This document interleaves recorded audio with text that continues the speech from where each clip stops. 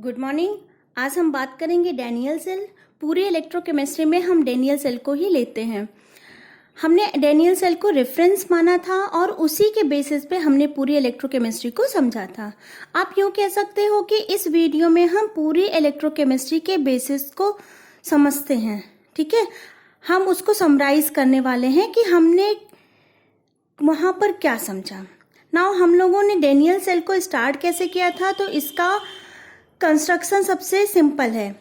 आपके पास दो अलग अलग क्या है कंटेनर होंगे। पहले कंटेनर में आपके पास जिंक रॉड होगा, जिंक रॉड, और जो सॉल्यूशन होगा वो आपका जिंक सल्फेट का होगा। और आपके पास और उसका कंसंट्रेशन कितना रखा था हमने, 1 मोलार। जो कंसंट्रेशन रखा था वो 1 मोलार था। और तब 1 मोलार था जब हम इसको स्टैंडर्ड कंडीशन पे लेते हैं। ओके, दूसरे कंटेनर में हमने कॉपर का रॉड लिया था, कॉपर सल्फेट का सॉल्यूशन लिया था। ओके, और इसका भी मोलार हमने 1 मोलार रखा था, इसका भी कंसंट्रेशन हमने 1 मोलार रखा था। और दोनों को हमने गैल्वेनोमीटर से जोड़ दिया था। ओके, और हमारा सेल बिना सॉल्ट ब्रिज के चलता ना, इसलिए हमने यहाँ पे एक सॉल्ट ब्रिज लगा रखा है। ठीक है, और ये जो सॉल्ट ब्रिज है हमारे पास है, ये इनर्ट इलेक्ट्रोलिटिक होने चाहिए। ओके, फिर हमने देखा कि जो साइड के इलेक्ट्रोड हैं, वो इधर वाले जो इलेक्ट्रोड हैं ये क्या कर रहे थे, ये ऑक्सीडेशन कर रहे थे, ये ऑक्सीडेशन कर रहे थे। और इधर वाले इलेक्ट्रोड क्या कर रहे थे, रिडक्शन। ओके, जो इलेक्ट्रोड रिडक्शन कर रहे थे, और यहाँ पर आप देख रहे हो कि यहाँ पे Zn का क्या कर रहा है, ऑक्सीडेशन हो रहा है। तो ऑक्सीडेशन को हम कैसे लिखते थे, Zn क्या कर रहा था, यहाँ पे ऑक्सीडेशन कर रहा था, तो उसकी जो रिएक्शन हो जाएगी वो Zn2 प्लस 2 इलेक्ट्रॉन। ओके, और यहाँ पे रिडक्शन हो रहा था, तो इसको हम कैसे लिख सकते हैं, कॉपर क्या कर रहा था, यहाँ से 2 इलेक्ट्रॉन गेन कर रहा था और क्या बना रहा था, copper solid. Overall redox reaction देखें तो क्या हो जाएगा, ओवरऑल अगर हम इन दोनों को कंबाइन करके लिखें तो हमारा जो ओवरऑल रिएक्शन बनेगा वो क्या बनेगा, Zn प्लस कॉपर 2 प्लस क्या बन जाएगा यहाँ पे, Zn2 प्लस और कॉपर। ओके, अब इसका हाफ सेल रिप्रेजेंटेशन कैसे करेंगे, इसका हाफ सेल अगर हमें लिखना हो तो कैसे लिखेंगे, Zn2 प्लस इसका अपना कुछ कंसंट्रेशन होगा, ये मैंने ब्रैकेट लगा दिया है, और इन कांटेक्ट पे Zn सॉलिड। या फिर इसको हम लिख सकते हैं जिंक सल्फेट, इसका अपना कुछ कंसंट्रेशन होगा, in contact with Zn solid. ऐसे कॉपर का अगर हम हाफ सेल रिप्रेजेंटेशन करें तो कॉपर 2 प्लस इसका कुछ अपना कंसंट्रेशन रहा होगा, in contact with copper solid. और अगर हम इसको ऐसे भी लिख सकते हैं कॉपर सल्फेट, इसका कुछ अपना कंसंट्रेशन होगा, in contact with copper solid. Okay, अब इसका कंप्लीट सेल अगर हम देखें तो क्या कैसे हो जाएगा कंप्लीट सेल। कंप्लीट सेल तो हम यही लिखते हैं ना, रॉड सॉल्यूशन।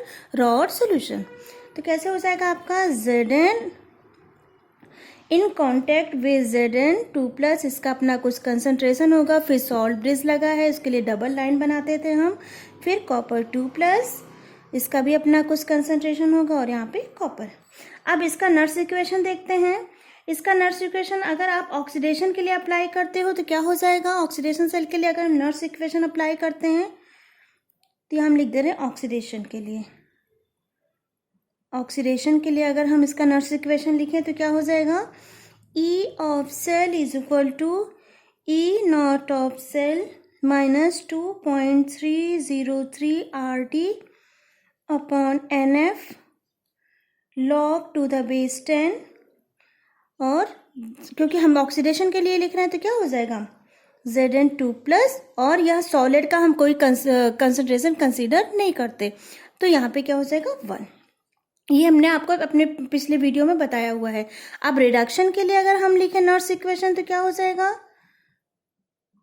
रिडक्शन के लिए अगर हमने नर्स इक्वेशन लिखा तो क्या हो जाएगा, E of cell is equal to E not of cell minus 2.303 RT upon NF log to the base 10, और ये हो जाएगा आपका कॉपर 2 प्लस।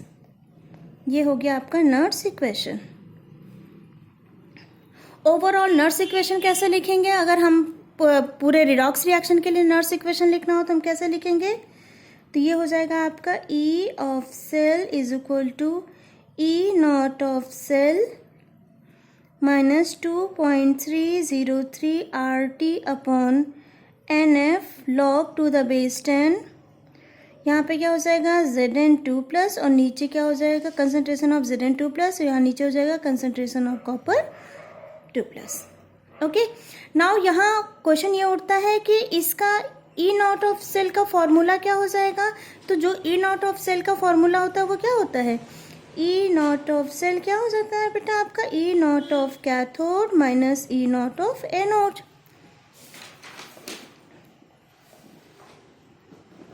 अब अगला क्वेश्चन ये उठता है कि इसका ओवरऑल वोल्टेज कितना होगा? तो इसका ओवरऑल जो वोल्टेज होगा वो होगा E not of cell is equal to 1.1 volt. Okay, यहाँ इस सेल से हम डेल्टा जी की वैल्यू भी पता कर सकते हैं। ठीक है, गिब्स एनर्जी जो हमारी होती है, तो गिब्स एनर्जी का फॉर्मूला क्या था हमारा? Delta G is equal to minus NFE of cell. अगर हम इसको स्टैंडर्ड कंडीशन में लेते हैं तो ये क्या हो जाएगा? Delta G not minus NFE not of cell. Okay, ये सब कुछ आप पिछले लेक्चर में पढ़ चुके हो। अब आइए इसके कुछ ड्रॉबैक्स के बारे में जानते हैं। इसका ड्रॉबैक्स ये होता है कि आप इसको कहीं भी कैरी नहीं कर सकते हो, क्योंकि ये क्या होते हैं? ये ओपन सेल होते हैं। देखिए यहाँ पे क्या है, ये ओपन सेल है। अगर हम इसको कहीं ले जाएंगे तो ये क्या है, ये मतलब ये डिस्कनेक्ट भी हो सकते हैं और काफ़ी प्रॉब्लम्स हो सकती हैं इसमें।